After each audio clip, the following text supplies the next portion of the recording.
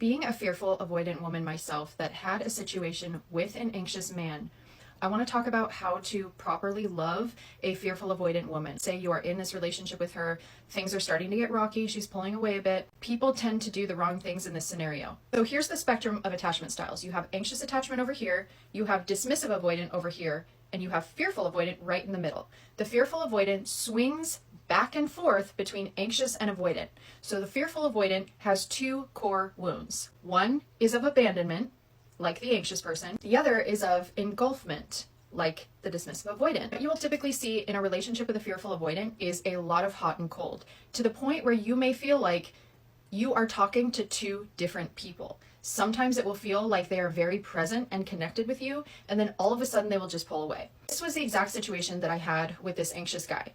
I didn't realize that I was necessarily a fearful avoidant. This wasn't even that long ago, but I had just gotten dumped by a dismissive avoidant. I was trying to heal, I was trying to figure myself out, and I didn't really understand. And it wasn't until I got into this dynamic that I started to see things really clearly about myself. What I noticed was that I had two wounds that were being activated in this situation, because this was a more anxious person who was showing up as available, which is something that I wasn't used to. So what would typically happen is that I really liked the connection we were having. I felt very safe with it. I felt very validated and reassured. So we would have that connection, but then there might come a point where it felt too much. Then I would pull away. What he would do is he would get kind of reactive about me pulling away. He could be passive aggressive. He could be kind of upset and reactive.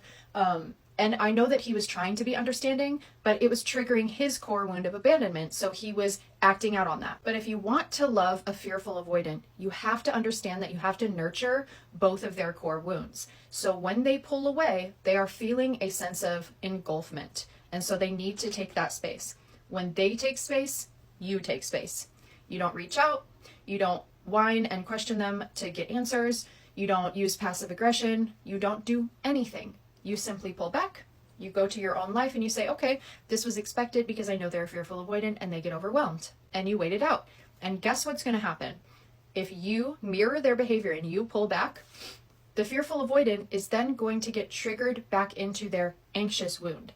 Something is going to happen that will trigger them into wanting to be reassured again, wanting that feeling of reassurance and validation. So they're going to come back, which is exactly what I did with this guy, because every time I took space, all it took was probably a day or two for me to kind of crave that reassurance again. So then I would come back over. And what I was looking for was that safety and reassurance of that connection that we had. The problem was, the more times that I went back and forth, the more reactive he was getting, and the more kind of almost impatient he was getting, or at least it felt that way to me. And I don't blame him. He didn't understand. I didn't understand at the time. And you don't need to live your life catering to a fearful avoidant. I just want to say that. You don't have to do this if you don't want to. I'm just saying, for anyone that is in a relationship with a fearful avoidant and you want to be there still, this is what you need to do. This right here just hit me in the gut. How do you make a fearful avoidant feel loved? Stay close to the fearful avoidant, be present, but do not push them toward a relationship in any way, not even subtly. Allow them to experience a longing for you initially, and remain nearby for when they muster up the courage to make a significant move toward you. In the situation I had with this person, I really liked him. And initially, I really wanted to get to know him more and just kind of have things progress naturally so that I could see if this might be a good fit and I could grow romantic feelings for him, because I had just gotten out of another relationship and I just, I wasn't quite ready for a relationship. I didn't want that yet. Well, he had kind of had a thing for me though. He had feelings for me.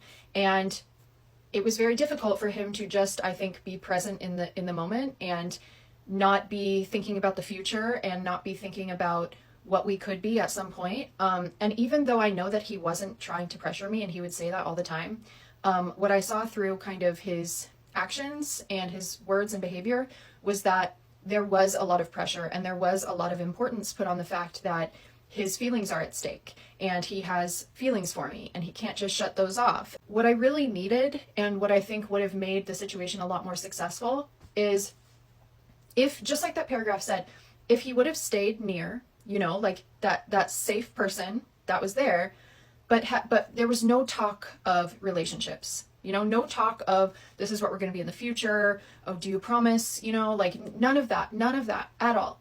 Present in the moment, just getting to know each other. Sometimes you kind of have to follow the fearful avoidance lead and kind of mirror their behavior. Let's say there's this initial love bombing stage and the two of you kind of rush into something, right? But then the fearful avoidant gets scared and pulls back. Okay, you're going to need to pull back too, because the fearful avoidant now feels like, uh-oh, maybe we rushed, maybe we went too fast. I want to slow it down. Okay, you're going to pull back now. That's what you're going to do. You're not going to keep reaching out. You're not going to ask them, oh, can we do this? Oh, why don't you want to be in a relationship? That's what we talked about. You promised me, blah, blah. No.